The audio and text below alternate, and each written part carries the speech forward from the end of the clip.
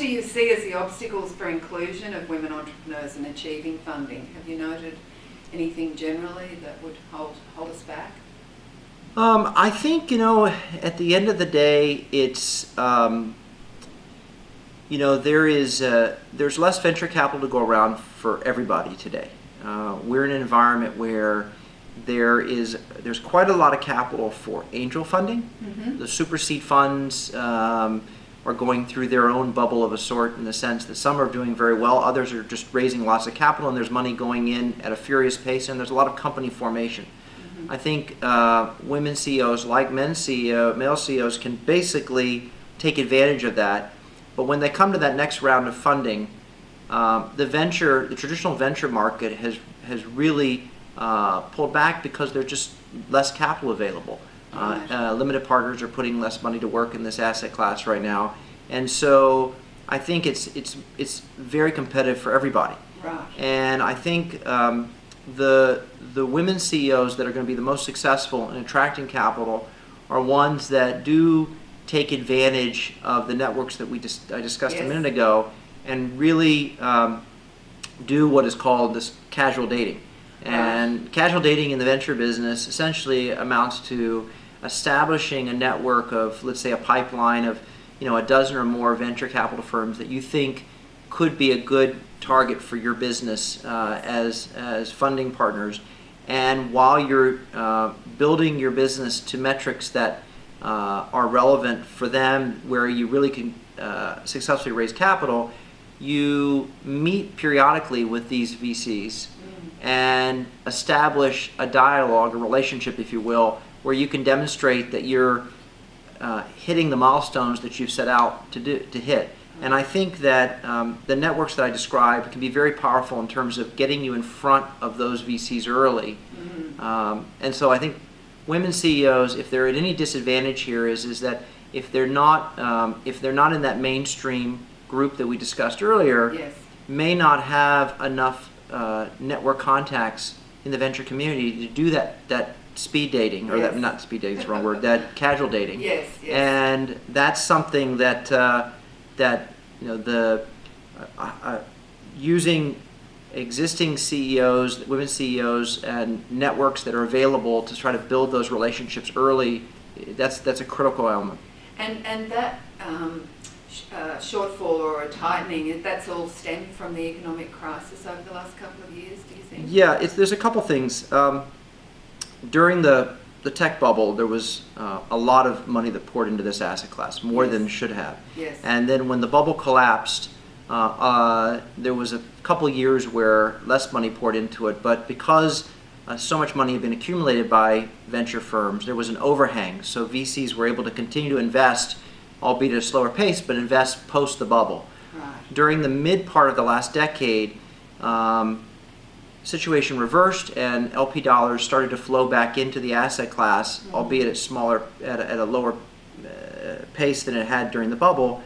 And and then when the collapse occurred in 2008 and 2009, the LP dollars dried up, and the overhang was used up essentially. Right. That had been built. So we're at a point now where if you look at the last 10 years, more money has been invested by the venture industry than has been raised. Right. So essentially, we've used up as an industry any overhang that had been developed during the periods where there was excess LP dollars flowing in. And we're, as an industry, contracting. We have fewer firms than we did 10 years ago. We have smaller funds than we had 10 years ago. And and I think all of this is healthy in the sense that it provides an environment where if you are a successful business that should be funded, once you get that capital, you can use capital as a competitive advantage because there are fewer companies that are getting capital, so you're not competing against 100 startups that have been funded. Yes. And people can, and the venture firms that do invest have a greater opportunity to generate returns. So I think we are, the scarcity factor is healthy on a whole bunch of fronts, but the act of getting capital as a young entrepreneur has never been harder. And it's something that I think has to be, as I said, thought of early on in a company's life cycle, and networking and building relationships ahead of the point in time when you need capital is critical. Thank you very much for that education. Cindy also says VCs tend to say that they back the person, not the idea, but if they always back the same kind of person, male, then women entrepreneurs have a better chance of getting funded when they have something that's actually working in the marketplace. Do you agree that women need to have their business developed before they can achieve funding? This is advice I would give to any CEO, Yeah. male or female. Yeah. I think that we have seen that because there is this scarcity of venture capital dollars, when we're looking at companies, and I think a lot of VCs are approaching it this way, unless you're talking to an entrepreneur who's built one or more very successful companies in the past, in which case it becomes an easier decision potentially to back that person again as a Yes. serial entrepreneur. If you're looking at a first-time CEO in particular, you're requiring that business in general to have more meat on the bones than ever before.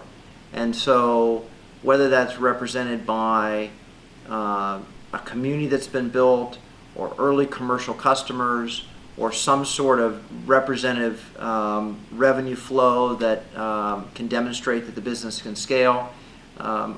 In general, we're seeing companies that have $1 million, $2 million in revenue getting backed at valuations where a few years ago, a pre-revenue company could have been backed. And so I think because there is an active angel community, a lot of entrepreneurs are using capital from that source to get to a scale where then it makes sense to come and raise money from the venture capital industry. It's very hard to come in without some demonstrated proof points and raise capital at attractive terms from venture capitalists these days. So gone are the days when a good idea was all you needed. Yeah, I mean, there's always exceptions to that, Yes, and you can read about them all the time. But in terms of the overall numbers, a little bit more meat on the bones is what I would recommend. Very good. Often advice for sourcing venture is equated with dating, and I heard you mention casual dating before, implying that there is a matching that needs to happen with entrepreneur and investor. Have you noticed a general psychological profile of venture capitalists and also of entrepreneurs that promotes the attraction and synergy between them to develop a great startup? My interest in this area is my background is in the online dating industry, right. And I was a matchmaker. So. Well, we're all selling ourselves, yes, right? Yeah. So at the end of the day, the entrepreneur is so tied up in the value proposition that the company offers, Yes. and what the venture capitalist perceives to be the success, the opportunity to make money. So what I mean by that is when we invest in a company, we're investing typically in the CEO. Now, not all VCs operate this way. There are certain VCs who will look at a market opportunity, they'll see the CEO, they'll say, we'll invest in this company, we'll push the CEO aside, and we'll Yes. find the right CEO to back. Yes. But I think many of us recognize in this industry that changing out entrepreneurs is much like heart surgery. Once you have a business up and running, and sometimes the patient doesn't survive the operation. So if you can back a company where the CEO is the person that can scale it at least to a good stage where at a mature level, then maybe you might bring in a professional manager, or maybe you'd scale that CEO all the way to the end. Mm-hmm. It's always better when you're backing the person who's going to lead the business. Mm-hmm. That's a long-winded way of saying if I'm backing the person as much as the company, Yes. then having a chemistry with that person and the sense that that person is going to be somebody that you want to work with, Yes. that is going to listen, Yes. is going to take ideas, is going to be able to also promote their business, who is going to be able to work well with customers. Yes. These are all things that you're looking for. And so when an entrepreneur is building a relationship with venture capital firms, I think it's important to think about the chemistry aspect, think about the individual general partners in each firm that might be the target sponsor partner for that investment. Yes. And as we talked about earlier, network with that group. Yes. and understand what's important to them. And it's two ways, in the sense that once you take on a venture capitalist as an investor, that person is sitting on your board and has a lot of rights and force of opinion that can affect the business. So you may or may not want, as the entrepreneur, to have that person involved in your business for the next 3 to 6 years. And so I think it's important to build that relationship, not only to improve your ability to raise capital, but also to understand whether this is the type of person that you want involved in your business at all. And so I think doing that upfront work is something that a lot of entrepreneurs who haven't been around this before underestimate the time and energy required to do.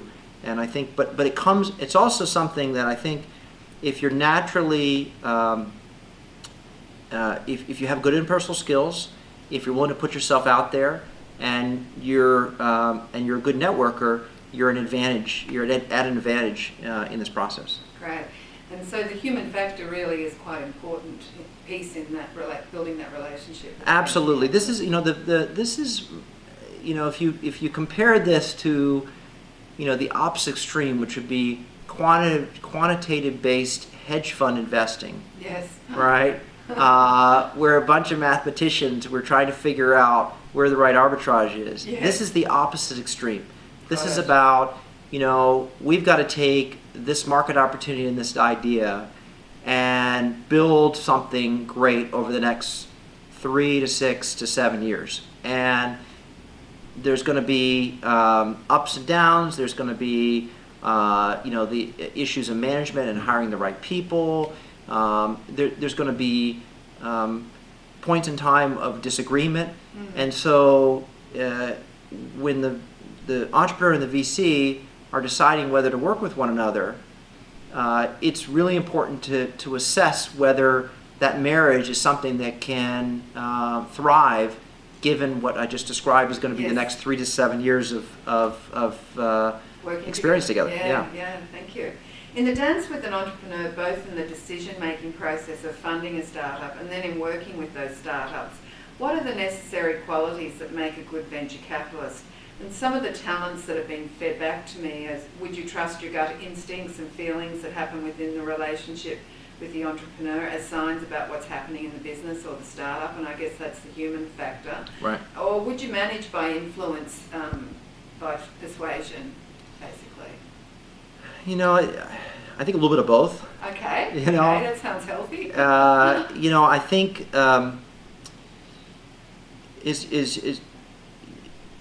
once the investment is made and once you're working together, the decisions aren't necessarily obvious along the way. What market, what segment of the market to target first, which product to build first, which features to incorporate first, how to go to market from a sales channel perspective, what sources of funding to use, what rate at which you're going to burn capital relative to how much you've learned about the market opportunity, who to hire. These decisions are collaborative, and I think the best advice I can give to both entrepreneurs, as well as we give to each other within our partnership here, is talk frequently and at a very real level with each of your CEOs, at least several times a month, and during the early stages it's often a couple times a week. And that's something that and don't let issues fester. And so there's and during the process where big issues come up, this is where persuasion is important, because sometimes the CEO has to persuade the board to take a radical course of action that may not be intuitive to the board. And likewise, an investor or group of investors have to do the same with management. And there's always this give and take. But I think ultimately, if you've got a good, healthy, and I would recommend small working group at the board level, because once groups get too large, then you get groupthink and it becomes inefficient. then I think you can make those decisions frequently and correctly, and you can course correct as you go. And so I think ultimately this is a collaborative effort.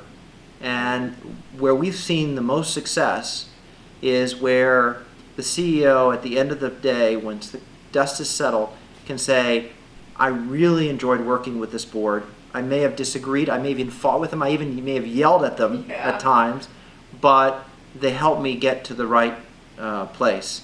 And I think, and where the same thing can be said when the venture capitalist is, having a glass of wine 6 months after the company's been acquired or gone public and says, you know what, I'll back that CEO again any day because it was a pleasure to work with them and we got to the right point. And so so it does become down to relationships, and there is a give and take that happens frequently over the number of years you're working together. And I hear too, the communication piece is really important, as it is in any relationship, so clear communication. Absolutely. And when people behave their worst at 2 points in time, they behave their worst when things are really bad, right? And when things are really good. Yes. And the latter is, of course, when people get greedy and there's a lot of money to go around and people have, are kind of grabbing for their share of the pie. And obviously when things are bad, there's the blame game. And so I think the question is virtually in 90% of the time of your investments that are successful, forget the ones that are failures, in the 90% of the ones that are successful, there will be periods of that are really bad and periods that are really good. And it's during those periods that you figure out whether you're going to work with this person again. Oh, really? Thank you so much, Cameron. I really appreciate your time.